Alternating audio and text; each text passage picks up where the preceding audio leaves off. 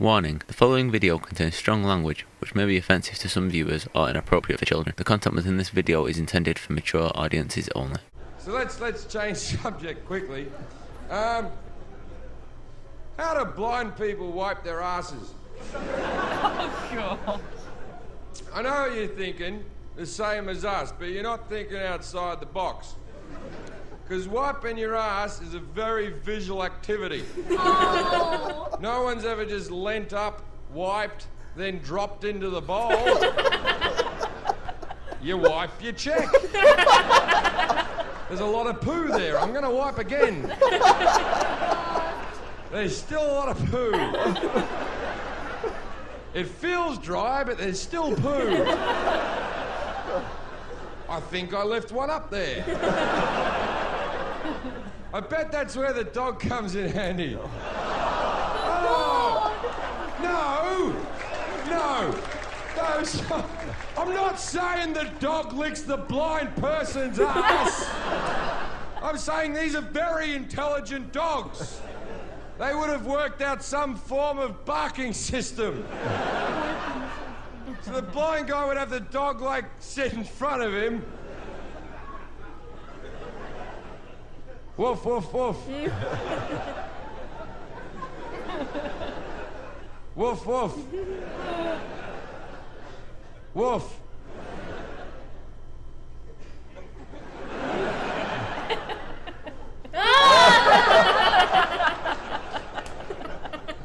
And they'd probably work out some special Morse code bark for when there's blood in the poo. He's trying to image. No, it's because they've already been through a rough time. They're blind. No need for ass cancer. It's not that blood always means ass cancer. I suffer from hemorrhoids. I've done since I was 22 years old. And it's a very young age to get hemorrhoids. But there's a lot of blood involved. If you've never had one, there's a lot of blood involved in a bad hemorrhoid. I've had toilet bowls that look like abortions.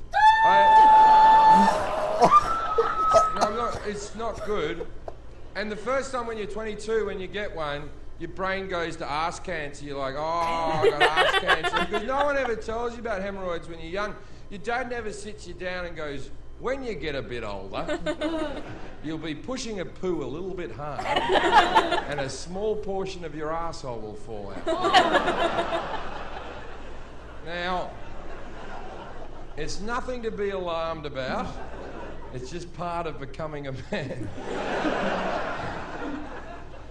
So the first time I got a hemorrhoid, I didn't tell anyone because I thought I was dying, obviously. And I go to see my doctor, the same doctor I've had my whole life, and he makes me, I got ass cancer. And he makes me bend over a chair. Oh no. And then he gets a rubber glove on, he sort of prods around my ass a little bit. And he goes, you've just got hemorrhoids there. And I said, I thought that only happens to old people and pregnant women. And he went, and you?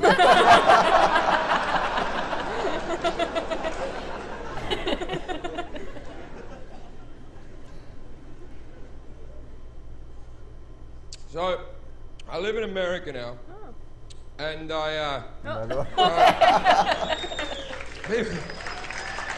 people get so entertained by that, but where else am I going to put them? We'll put that away for continuity in case they cut the jokes up differently. Oh.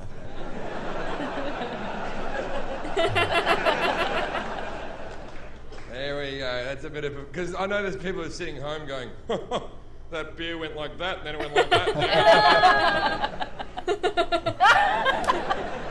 Fucking nerds. So I live in America. It fucking blows my mind. I live in America now. I coming from Australia and everything, I never thought I'd sort of go this far with my career or anything. And I find myself now, I'm out there auditioning for major movies and shit, man. And I still feel retarded every time I go in there. Now, the first time I went for an audition, I'd been in LA for like a couple of days, and my agency sent me to this audition. And I went along and I met this girl in the corridor called Carla, and I was really nervous, and she could tell I was nervous, and she sort of calmed me down, and we had a little bit of a chat, and she was really cute, and we flirted together and stuff. And then I read the little bit, and then I went home. And then I got a call later on that afternoon going, they loved you. you're going to come back for a callback. So I'm like, excellent, that's good. So I go back for a callback, and when you do callbacks, often they have you reading with another person. So I'm in the room reading with this girl, and it's the same girl from the corridor. It's Carla, right? And we're sort of flirting, and hey, from the thing before. And so we're reading, we have great on-screen chemistry and all that type of stuff. Then after the audition, I said to her, I said, Carla, do you have any taxi cab numbers? I got to get to me next audition. She said, where are you trying to get to? And I went, Santa Monica. And she said, that's where I'm going. I'll give you a lift. Now, please note at this stage of the story, I didn't ask for the lift. We go down to the car. She gets in. She unwinds my window. She looks out and goes, Jim, what's your full name? And I went, Jim Jefferies. And she went, wait there. Then she called her mum up and said, hi, Mum, it's Carla. I just met a very nice boy at the audition today, and I'm going to give him a lift. But in case I get raped or murdered, his name's Jim Jefferies. So if you don't hear from me in an hour, assume something bad has happened and call the cops. Get in, Jim! So I get in. We got like a 15-mile drive. I say fucking nothing for the first 5 miles. I just look forward. And eventually I turn to her and go, you've just made this rape really awkward. She fucking freaks out. She slams her foot on the brakes. She skids off the highway. She starts slapping at me. I'm grabbing her wrist now. Feel kind of rapey and I didn't want to. And it's like, you offered the lift. I didn't ask for the fucking lift. You seem more concerned in solving this crime than preventing it. Oh my God. So I raped her to teach her a lesson.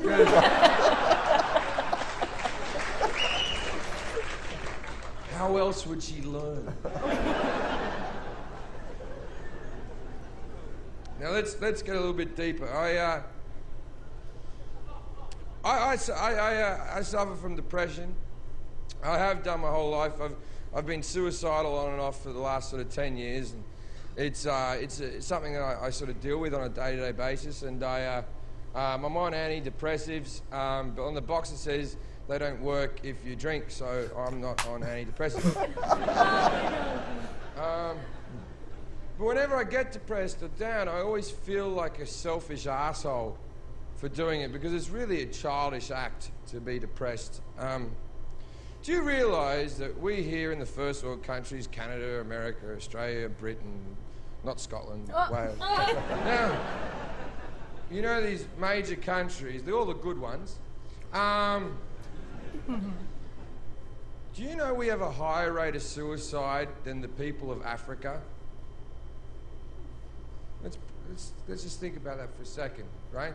The people in Africa, 1 in 4 of them are dying from AIDS. They're sitting in a grass fucking hut in their own shit. They walk 5 miles to get water with a fucking jug on their head, yet they're happier than you.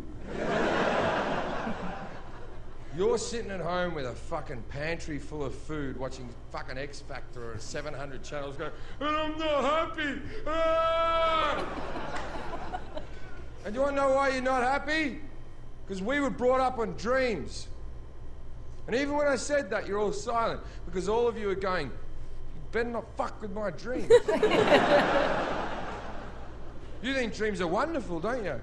You think dreams are the great thing on earth. You got to have dreams. You know what happens with dreams? If they don't happen, you fucking... You know what dreams are like in Africa? Don't die today, don't die today, don't die today. That's a real fucking dream. And I'm as guilty as you, man. When I was a young comic, all I wanted to do was get on stage for 5 minutes and make people laugh. And then I thought, fuck that, man. They better pay me. And then they started paying me. So I better be a headline act. Became a headline act. Then I went and did the Edinburgh Festival, did fucking that. And then I went, all right, I better go over to America. I went over to America. I recorded my own DVD in America, and then I was like, yeah, that's too fucking right. Now I want to be a movie star. And you know what? I'm not a movie star, and I want to kill myself. That's retarded! I have gone further than a man of my looks or intellect should ever fucking go. And at this fucking moment, I'm in a sold-out theatre in fucking London, in the West End. This would be a dream of mine as a child. And you know what I'm gonna do tonight? Cry myself to sleep!